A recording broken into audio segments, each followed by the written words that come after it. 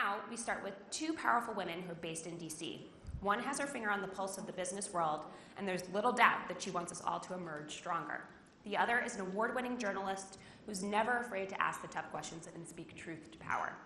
Suzanne Clark is president of the U.S. Chamber of Commerce, which is the nation's largest business lobbying group, and Yamiche Alcindor is a White House correspondent and host of Washington Week for PBS.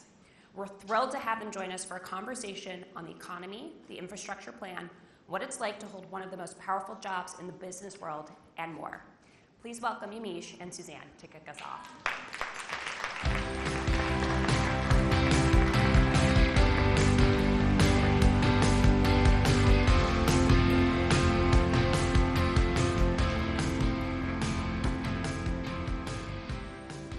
Well, good morning, everyone. I wanted to make sure I didn't fall up those stairs, and I accomplished that, so the morning's already going well. Check mark. Check mark.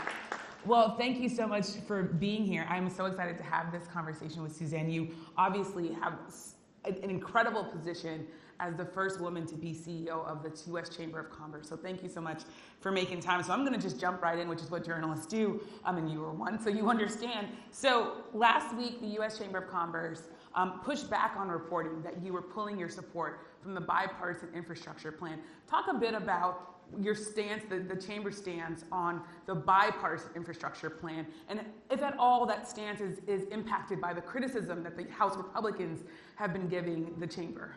Nope, not impacted by the criticism. That's what women leaders do all day, every day, right? So look, I'm pretty sure when the chamber was founded 109 years ago, it was founded in support of an infrastructure bill. I think the priority has been around that long. And so for us, this 69 votes in the Senate was a real bipartisan push to get this done. We're talking about roads, ports, bridges, broadband for 14 million Americans, clean drinking water for 10 million kids. I mean, there's a lot to like in this bill, and it's done in a fiscally responsible way. We could not imagine any member of Congress wanting to go home and say to their community that they voted against this bill. And so we are completely pro-infrastructure. We think it's good for the country. It's the largest climate investment in the history of our country. This infrastructure bill has a lot going for it. I want to then ask you about the Democrat reconciliation bill.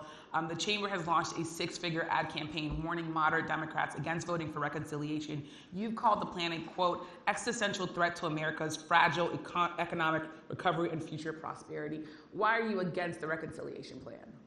Look, there's actually some good ideas in there, but it's approximately 100 ideas rolled into one. And each of these ideas deserves real debate, bipartisan support, and thoughtfulness about what are the right priorities for the country. This is not the time for these massive tax increases when we're just coming out of a pandemic, when we're just starting on this fragile economic recovery. And we'd like to see some of these ideas pulled out and debated and thought through and pushed in a bipartisan legislative way that would be more durable. I want to move on to the relations with the House Republicans. For decades, the Chamber of Commerce had a warm relationship with House Republicans, but just last week, the U.S. Chamber was kicked off coalition calls by the House GOP. Kevin McCarthy, the House Minority Leader, says that the Chamber has no political, is not a political ally, rather, to House Republicans. He also says that if Republicans take the House, that the U.S. Chamber will have no influence. How concerned are you about this rift with House Republicans? I was going to say that I'm not concerned, but maybe that's too flip of an answer. I think the trick to having a complex job, which having been an attendee at this conference for a long time, I know all of you do, is that you have to be able to deal with that complexity. And at the end of the day, what helps leaders deal with complexity is having a real North Star and having a real understanding of what your mission is. And so for 109 years, the Chamber has woken up every day and said, we're here for job creators, we're here to help grow the economy, and we will work with anyone who wants to do that with us. And what that means is that we have really worked with Republicans for a long time on limiting tax, on limiting regulation. And increasingly, we work with Democrats on increased immigration, on trade issues. And so the trick is for the U.S. Chamber that we're not moving. We know who we are and what we have to do. And we have to be willing to work with any ally who wants to work with us to get that done. Now, there was some reporting that, just to follow up, that there were some corporate clients who were thinking of no longer working with the chamber because of this rift with the GOP. Do you worry about losing clients? Do you worry about losing members because you have Kevin McCarthy out there sort of pointedly criticizing the chamber? No, as long as someone's criticizing you, you must still be relevant, right? They're saying your name in one way or another.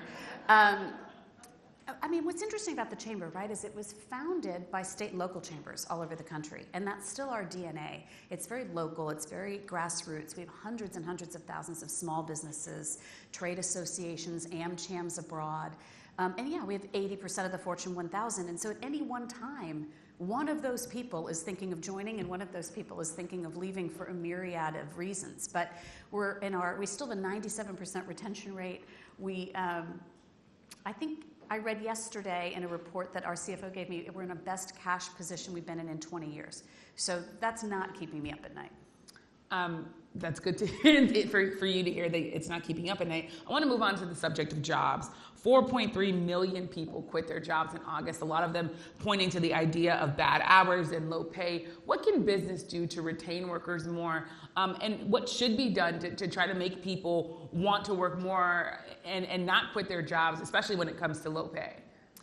I think this is a really multifaceted problem that's going to require all kinds of solutions, right? We see something like 2.2 million more open jobs than people looking for work right now. It is one of the biggest problems threatening the country. Every CEO, I'm sure a lot of people in this room are worried about it.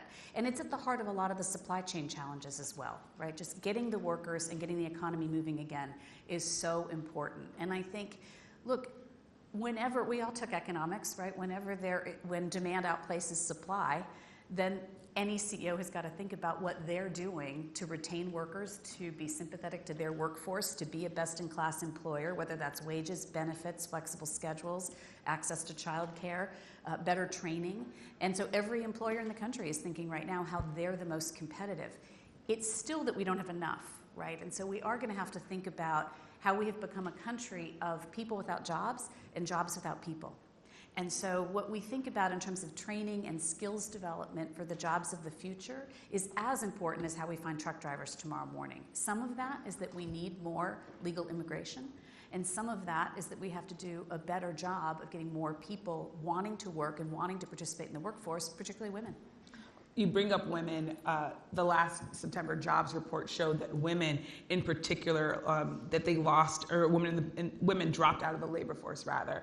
Or should I say that the last September jobs report showed that women dropped out of the labor economy. A lot of them were citing childcare. What can be done, do you think, to give women the opportunity to work if they want to? And how does that, do you think, connect to childcare? And I will go back and ask about reconciliation, because there is some childcare provisions in the Democrat-backed bill. So two different things. One, and you're all leaders in your communities, there are a lot of local chambers right now that are being asked by local governments what to do with some of the emergency funding that's still out there.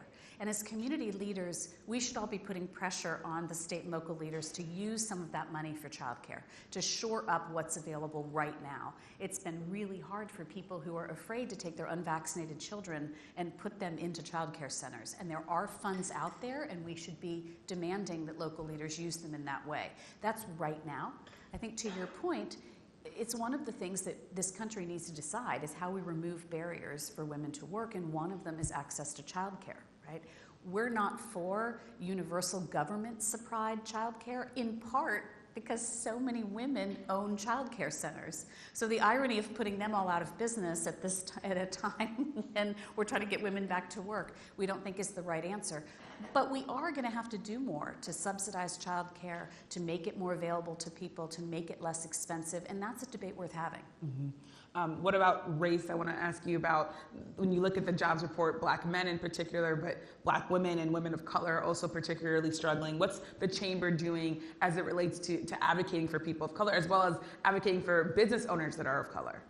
Look, we know the pandemic disproportionately impacted people of color, and we know that that's bad for the economy, and we know that that's bad for business, and we know it's bad for families and bad for communities. The Kellogg Foundation says we're leaving $8 trillion in economic growth on the table if we don't close the racial equity gaps in education and workforce by 2050. That's a lot of dollars. right?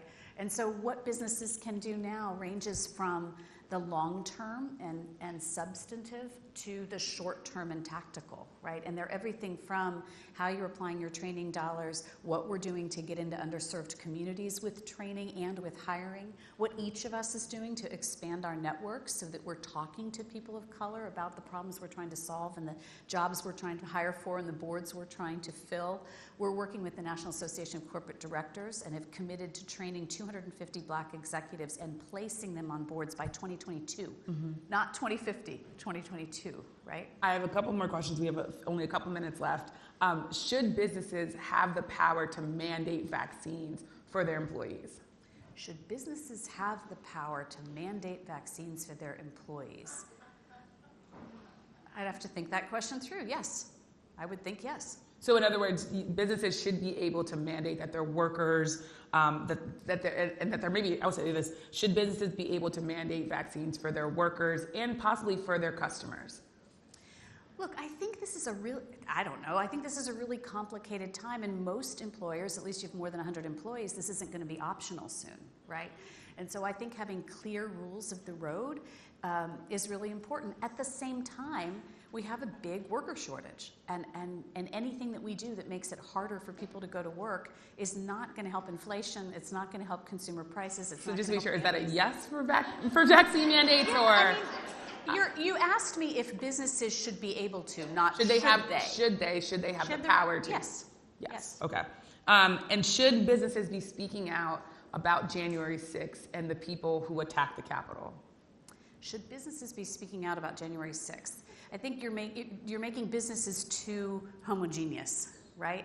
I think every business has to decide for themselves who their employees are, who their stakeholders are, who their consumers are, and what their role is in a democracy. Should business owners be calling out election lies and claims that the election in 2020 was rigged when we know that it was not? Every business owner has to decide for themselves which issues they want to get involved in. I'll just leave that there then. You are the first female, and we have 30 seconds left, but this is a big question. You're the first female CEO of the U.S. Chamber of Commerce. We obviously are gathered here among women. What surprised you about stepping into this role? And also, what advice would you give women who are trying to do what you did, who are trying to break barriers? With 13 seconds on the clock? Yes.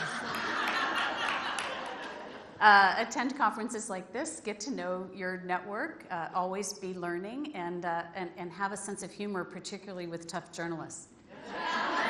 Thank you. Well, thank you so much.